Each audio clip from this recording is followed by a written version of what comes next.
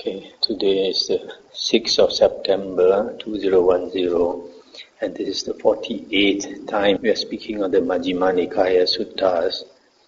And tonight, I think we are going to go through two very important suttas. The first one is Sutta number 118, Anapanasati Sutta, Mindfulness of Breathing. Thus have I heard. On one occasion, the Blessed One was living at Savatthi, in the eastern park, in the palace of Megara's mother, together with many very well-known elder disciples, the Venerable Sariputta, the Venerable Mahamoggallana, the Venerable Mahakassapa, the Venerable Mahakachana, the Venerable Mahakotita, the Venerable Mahakapina, the Venerable Mahachunda, the Venerable Anuruddha, the Venerable Revata, the Venerable Ananda, and other very well-known elder disciples. On that occasion, elder monks had been teaching and instructing new monks. Some elder monks had been teaching and instructing 10 new monks. Some elder monks had been teaching and instructing 20, 30, 40 new monks. And the new monks, taught and instructed by the elder monks, had achieved successive stages of high distinction. On that occasion, the Uposatha day of the 15th, on the full moon night of the Pavarana ceremony, the Blessed One was seated in the open, surrounded by the Sangha of monks. Then surveying the silent Sangha of monks, he addressed them thus: "Monks, I am content with this progress. My mind is content with this progress. So arouse still more energy to attain the unattained, to achieve the unachieved, to realize the unrealized. I shall wait here at Savatthi for the Kaumudi full moon of the 4th month." Stop here for a moment. This Pavarana ceremony is the full moon day at the end of the 3 months rains retreat. In India, the rain season is 4 months. The first 3 months, the monks have to stay in one place, one fixed place for the 3 months retreat. So at the end of it, they do a Pavarana ceremony, an invitation ceremony for other monks to criticize them. Each monk will invite other monks to criticize them in case they have done anything wrong. So after this Pavarana ceremony, which signifies the end of the rains retreat, the monks normally can go everywhere, anywhere they want. But then here the Buddha says, because he's very happy with the monks' progress, he wants to stay for another month until the Kaumudi full moon of the 4th month. The 4th month of the rain season is called the Kartika month. And so this Kaumudi full moon, the name of that full moon day is this Kaumudi full moon day is the last day of the rain season. In Thailand, they celebrate this. They call it Loi Krathong. They lay people. They put out small paper boats into the river, into the lakes, and all that, and the sea, and make a wish. The monks of the countryside heard. The Blessed One will wait there at Savatthi for the Kaumudi full moon of the 4th month. And the monks of the countryside left in due course for Savatthi to see the Blessed One. I'll stop here for a moment. Why they left to see the Blessed One? Because for them, they have finished the rains retreat. They can travel anywhere. But since they heard that the Buddha will be still staying on for 1 more month, that is a chance to go and see the Buddha, because if the Buddha start going off, it's difficult to meet the Buddha. So they quickly came to see the Buddha. And elder monks still more intensively taught and instructed new monks. Some elder monks taught and instructed 10 new monks. Some elder monks taught and instructed 20, 30, 40 new monks, and the new monks taught and instructed by the elder monks achieved successive stages of high distinction. On that occasion, the Uposatha day of the 15th, the full moon night of the Kaumudi full moon of the 4th month, the Blessed One was seated in the open, surrounded by the Sangha of monks. Then surveying the silent Sangha of monks, he addressed them thus: Monks, this assembly is free from prattle, this assembly is free from chatter. It consists purely of hardwood. Such is this Sangha of monks, such is this assembly. Such an assembly as is worthy of gifts, worthy of hospitality, worthy of offerings, worthy of reverential salutation, an incomparable field of merit for the world. Such is this Sangha of monks, such is this assembly. Such an assembly that a small gift given to it becomes great, and a great gift greater. Such is this Sangha of monks, such is this assembly. Such an assembly as is rare for the world to see. Such is this Sangha of monks, such is this assembly. Such an assembly as would be worth journeying many leagues with a travel bag to see. Such is this Sangha of monks, such is this assembly. In this Sangha of monks, there are monks who are arahants, with taints destroyed, who have lived a holy life, done what had to be done, laid down the burden, reached the true goal, destroyed the fetters of being, and are completely liberated through final knowledge. Such monks are there in this Sangha of monks. In this Sangha of monks, there are monks too. There are monks who, with the destruction of the 5 lower fetters, are due to reappear spontaneously in the pure abodes, and there attain final nibbana without ever returning from that world. Such monks are there in this Sangha of monks. In this Sangha of monks, there are monks who, with the destruction of 3 fetters, and with the attenuation of lust, hate, and delusion, are once returners, returning once to this world to make an end of suffering. Such monks are there in this Sangha of monks. In this Sangha of monks, there are monks who, with the destruction of the 3 fetters, are stream enterers, no longer subject to perdition, bound for liberation, headed for enlightenment. Such monks are there in this Sangha of monks. In this Sangha of monks, there are monks who abide devoted to the development of the 4 intense states of recollection or mindfulness. Such monks are there in this Sangha of monks. In this Sangha of monks, there are monks who abide devoted to the development of the 4 right kinds of striving, of the 4 bases for psychic power, of the 5 faculties, of the 5 powers, of the 7 enlightenment factors, of the Noble Eightfold Path. Such monks are there in this Sangha of monks.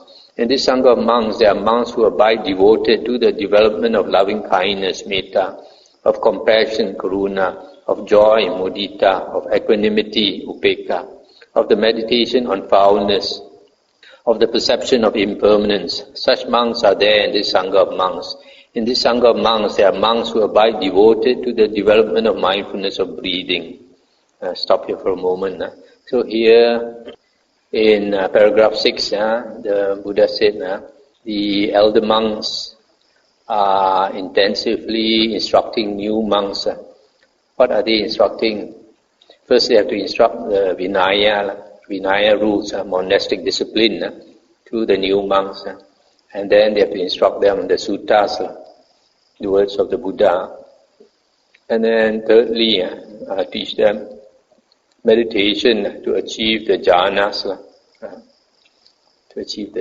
So when they say, when the sutta says, they achieve successive stages of high distinction, this refers to the high distinction, normally refers to the Uttari Manusa Dhamma, higher than normal human achievements, which refers to the jhanas, various, the 4 rupa jhanas, the 4 arupa jhanas, and cessation of perception and feeling. It also refers to the paths and fruits, the paths and fruits, the first path, first path, first fruit, second path, second fruit, third path, third fruit, and fourth path, and fourth fruit, and also the various abhinyas, various psychic powers.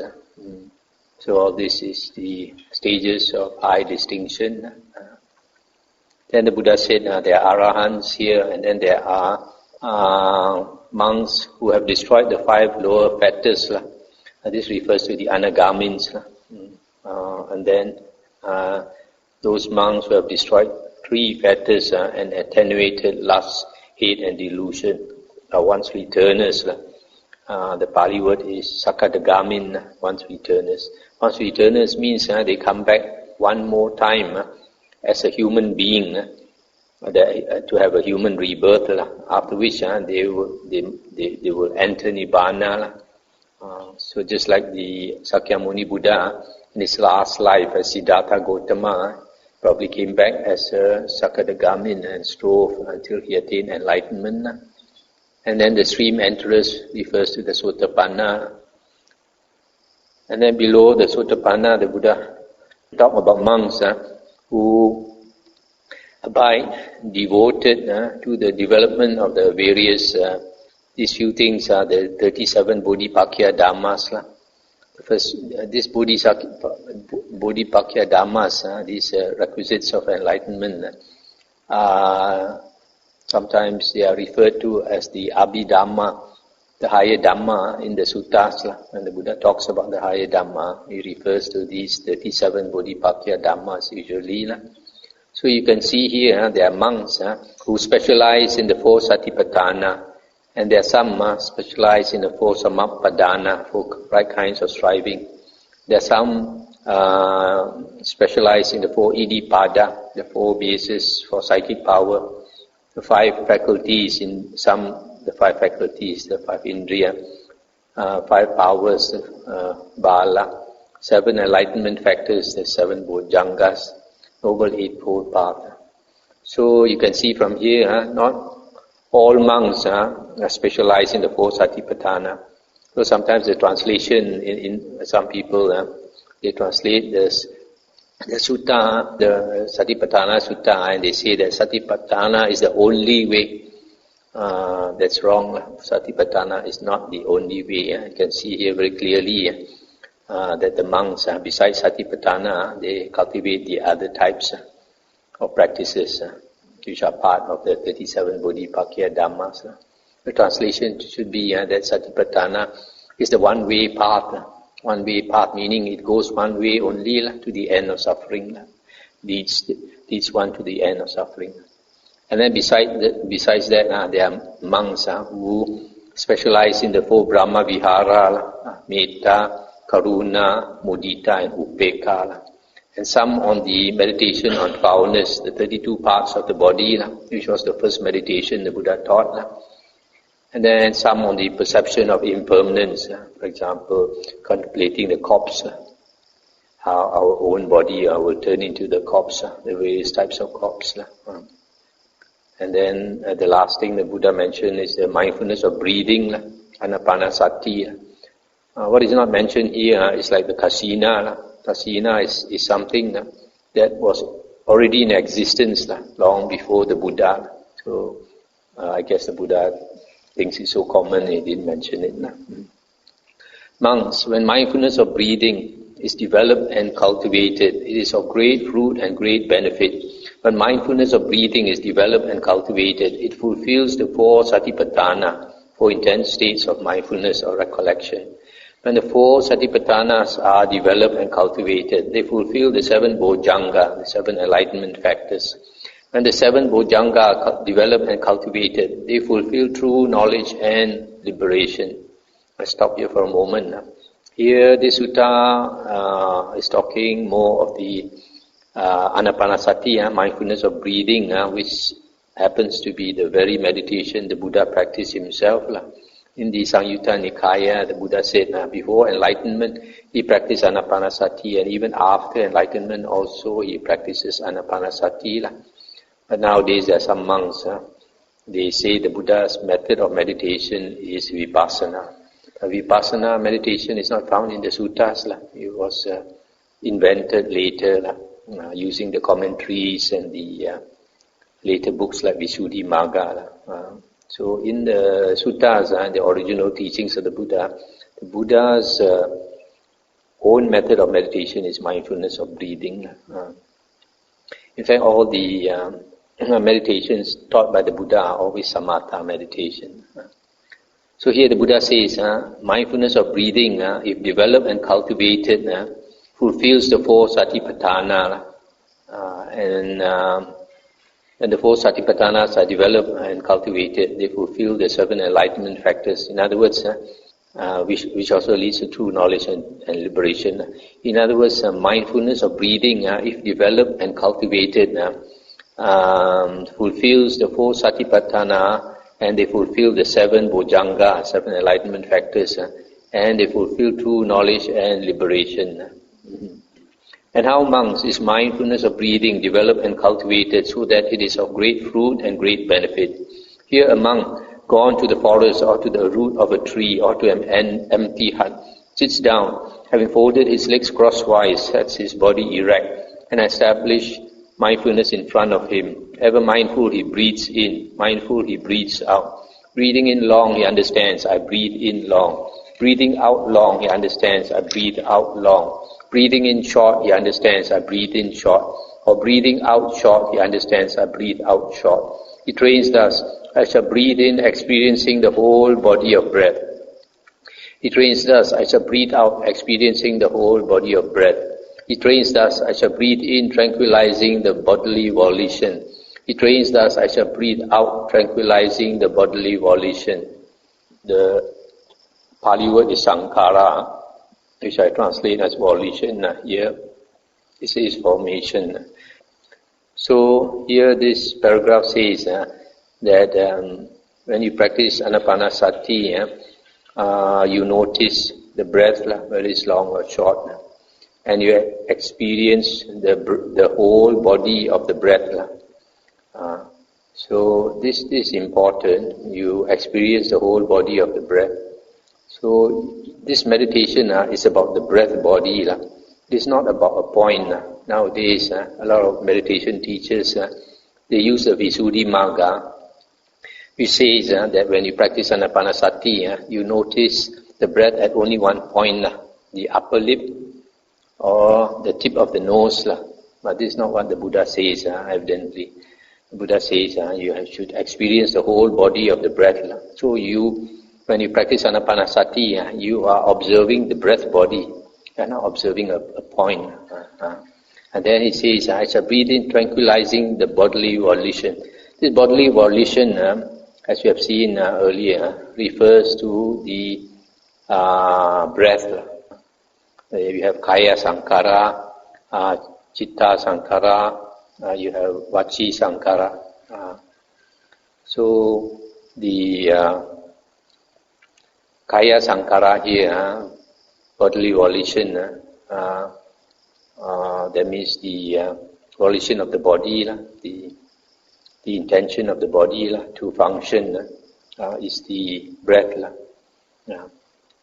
So as you practice your Anapanasati, slowly you tranquilize the breath. It becomes more and more refined, more and more gentle. This is natural as you sit longer. Initially when you sit down, the breath, maybe you're a bit tired or you're a bit excited or what. So the breath is a bit rough and a bit long. As you sit longer, your body calms down and your breath also calms down.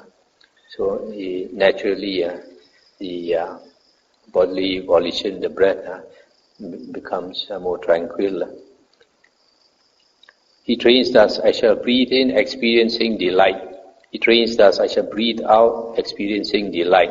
He trains thus, I shall breathe in, experiencing pleasure. He trains thus, I shall breathe out, experiencing pleasure. He trains thus, I shall breathe in, experiencing the mental volition. He trains thus, I shall breathe out, experiencing the mental volition. He trains thus, I shall breathe in, tranquilizing the mental volition. He trains thus, I shall breathe out, tranquilizing the mental volition. So here it says, I shall breathe in, experiencing delight.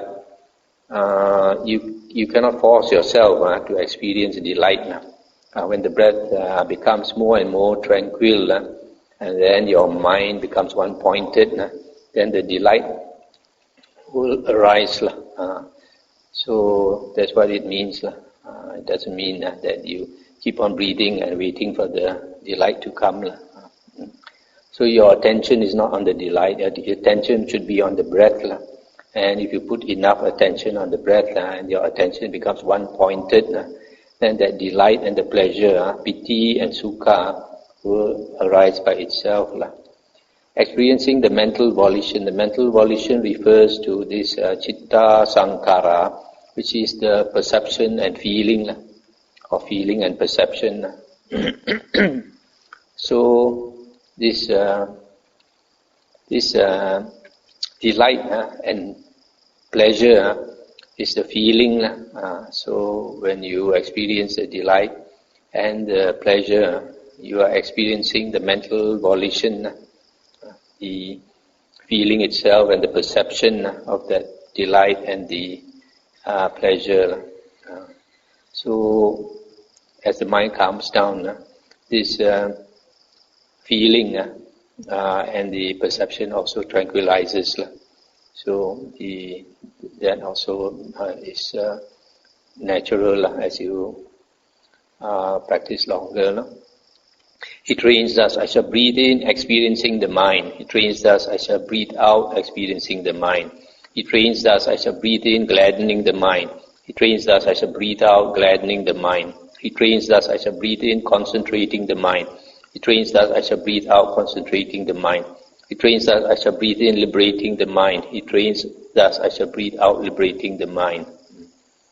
This also are states which are higher states. As the mind becomes absorbed in the jhana, then you experience the mind, and the mind, that pleasure and that delight gladdens the mind. And in the third jhana, the mind becomes concentrated. Earlier we read about the description of the jhanas. It says in the third jhana the mind is more concentrated. So this liberating the mind, maybe when the mind is in the state of one-pointedness, then there's no thinking, there's just awareness. So maybe in that sense, you experience the mind and you liberate the mind from all these defilements, these thoughts. He trains us, I shall breathe in, contemplating impermanence. He trains us, I shall breathe out, contemplating impermanence. He trains us, I shall breathe in, contemplating fading away. He trains us, I shall breathe out, contemplating fading away. He trains us, I shall breathe in, contemplating cessation. He trains us, I shall breathe out, contemplating cessation. He trains us, I shall breathe in, contemplating relinquishment. He trains us, I shall breathe out, contemplating relinquishment. Monks, this is how mindfulness of breathing is developed and cultivated, so that it is of great fruit and great benefit. This last part is contemplating what the Buddha has told us about impermanence of everything. So when you contemplate the Dhamma, here is contemplating the Dhamma, at the same time is breathing. But of course, when you are contemplating the Dhamma, you don't think of your breathing, you just think of the Dhamma. And how, monks, does mindfulness of breathing, developed and cultivated, fulfill the four satipatthana, the four intense states of mindfulness? Monks, on whatever occasion a monk breathing in long understands I breathe in long, or breathing out long he understands I breathe out long, breathing in short understands I breathe in short, or breathing out short he understands I breathe out short. Thus, trains thus, I shall breathe in, experiencing the whole body of breath. Trains thus, I shall breathe out, experiencing the whole body of breath. Trains thus, I shall breathe in, tranquilizing the bodily volition. Trains thus, I shall breathe out, tranquilizing the bodily volition. On that occasion, the monk abides contemplating the body in the body, ardent, fully aware and mindful, having put away covetousness and grief for the world. I say that this is a certain body among the bodies, namely in-breathing and out-breathing. That is why on that occasion a monk abides contemplating the body in the body, ardent, fully aware and mindful, having put away covetousness and grief for the world. So here you can see when you are contemplating the breath, the Buddha says, even though the breath doesn't look like a body, but the Buddha considers it a body, in the sense that it is the breath body, in breathing and out breathing. So later in the next sutta, we come on the Kayagata Sati Sutta, mindfulness of the body. This is one of the bodies.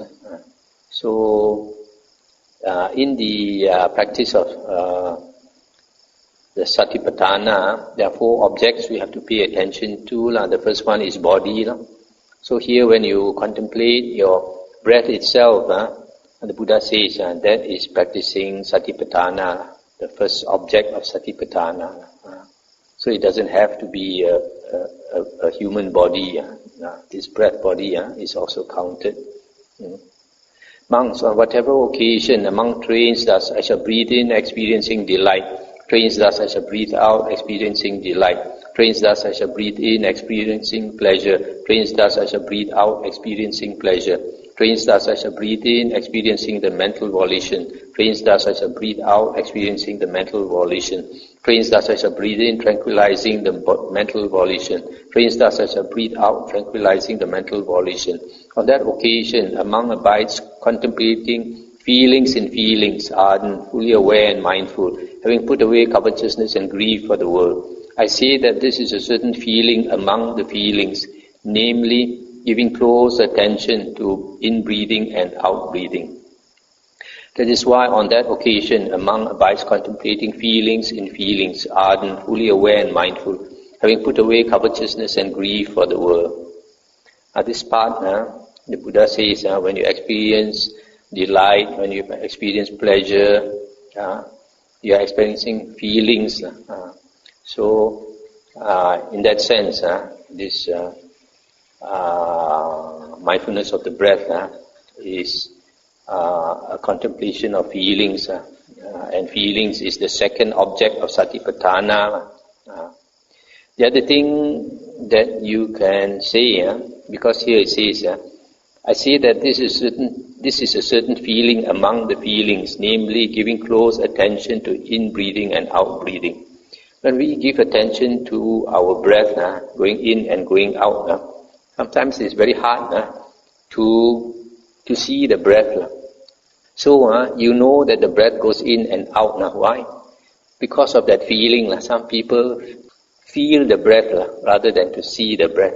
Just like when the wind blows on your body, you have the feeling, right, of contact, the feeling that the wind is blowing against your body.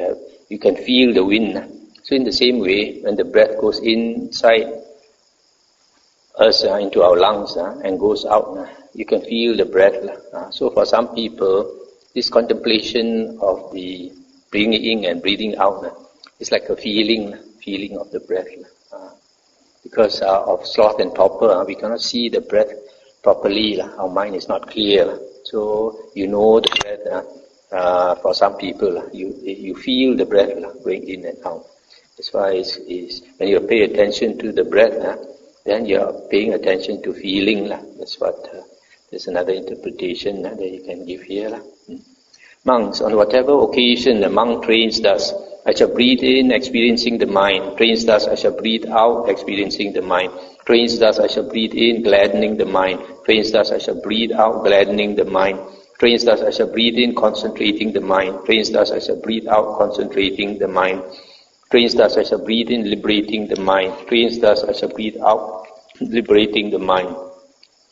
On that occasion, a monk abides contemplating mind in mind, ardent, fully aware and mindful, having put away covetousness and grief for the world. I do not say that there is development of mindfulness of breathing for one who is forgetful, who is not fully aware. That is why on that occasion a monk abides contemplating mind in mind, ardent, fully aware and mindful, having put away covetousness and grief for the world. So here in the same way, you can see here when the Buddha refers to the third object of Satipatthana, mindfulness of the mind, you can consider in two ways. One is when you reach the stage where you're experiencing the mind, or the mind is gladdened, or the mind is concentrated. So because you are aware of the states of the mind, so the Buddha says this is practicing Satipatthana, contemplating mind in mind. Another way of looking at it is that when you are paying full attention to your breath, your mind is not running away. the mind, you are not forgetful. You are very mindful of the breath. So for that reason, because you are practicing mindfulness, the Buddha says, you are contemplating the mind as the third object of Satipatthana, because the Buddha says here, there is no development of mindfulness of breathing for one who is forgetful. If you are practicing mindfulness of your breath and your mind runs away, then you are not practicing mindfulness of the breath. You are practicing forgetfulness of the breath. But if you are mindful of the breath, then the Buddha says you are contemplating the mind, because your mind, you are in your mind, you are not elsewhere. So in this sense, you can read two meanings into this paragraph. One is you are experiencing the mind, and the other one is that you are being very mindful. That's why you are practicing contemplating the mind.